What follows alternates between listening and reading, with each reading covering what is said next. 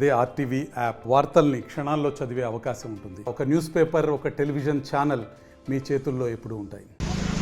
రాష్ట్ర వ్యాప్తంగా విద్యారంగంలో నెలకొన్నటువంటి సమస్యలు పరిష్కరించాలని రాష్ట్ర వ్యాప్తంగా కలెక్టర్ కార్యాలయం ముందు ధర్నాలకు పిలుపునివ్వడం జరిగింది.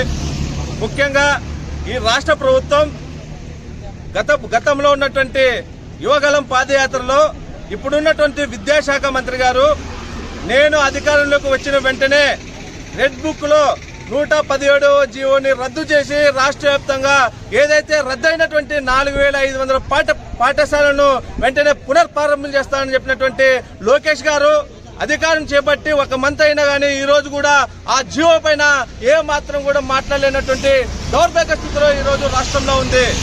ముఖ్యంగా అమ్మఒడి పథకాన్ని రద్దు చేసి తల్లికి వందనం పథకాన్ని తక్షణమే ప్రతి విద్యార్థికి, ప్రతి కుటుంబంలో ప్రతి ఒక్క విద్యార్థికి కూడా ఇస్తా అని చెప్పినటువంటి ఈ రాష్ట్ర ప్రభుత్వం, ఈ కుటుంబ ప్రభుత్వం కానీ అధికారం చెప్పిన వెంటనే ఈ సంవత్సరం కాదు నెక్స్ట్ సంవత్సరం నుండి అమలు చేస్తామని చెప్పడం చాలా దుర్మార్గం. తక్షణమే తల్లికి వందనం పథకాన్ని అమలు చేయాలని ఈ సందర్భంగా డిమాండ్ చేస్తున్నాం. రాష్ట్ర వ్యాప్తంగా హాస్టల్లో చదువుతున్నటువంటి విద్యార్థులు దౌర్భాగ్య స్థితిలో ఉన్నారు. మౌలిక వసతులు లేవు. స్థితి వ్యవస్థలో ఈరోజు భవనాలు ఉన్నాయి. ప్రాణాలని అరచేతిలో పెట్టుకుని ఈరోజు చదువుతున్నటువంటి పరిస్థితి హాస్టల్లో ఉన్నటువంటి విద్యార్థులు చదువుతున్నారు. కానీ రాష్ట్ర ప్రభుత్వం హాస్టల్కు ధరలకు అనుగుణంగా మెక్షార్జీలు కానీ, సొంత భవనాలు కానీ, వాళ్ళకి నిత్యావసర సరుకులు కానీ ఏ మాత్రం కూడా పట్టించుకోలేనటువంటి పరిస్థితిలో ఈరోజు ఈ కుటుంబ ప్రభుత్వం ఉంది.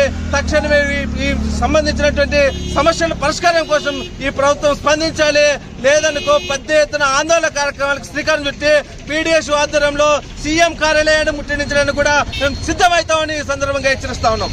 మరిన్ని వీడియోస్ కోసం ఛానల్ ని సబ్స్క్రైబ్ చేయండి. లేటెస్ట్ అప్డేట్స్ కోసం వాట్సాప్ ఛానల్ ని ఫాలో చేయండి. అండ్ లింక్ డిస్క్రిప్షన్ లో ఉంది.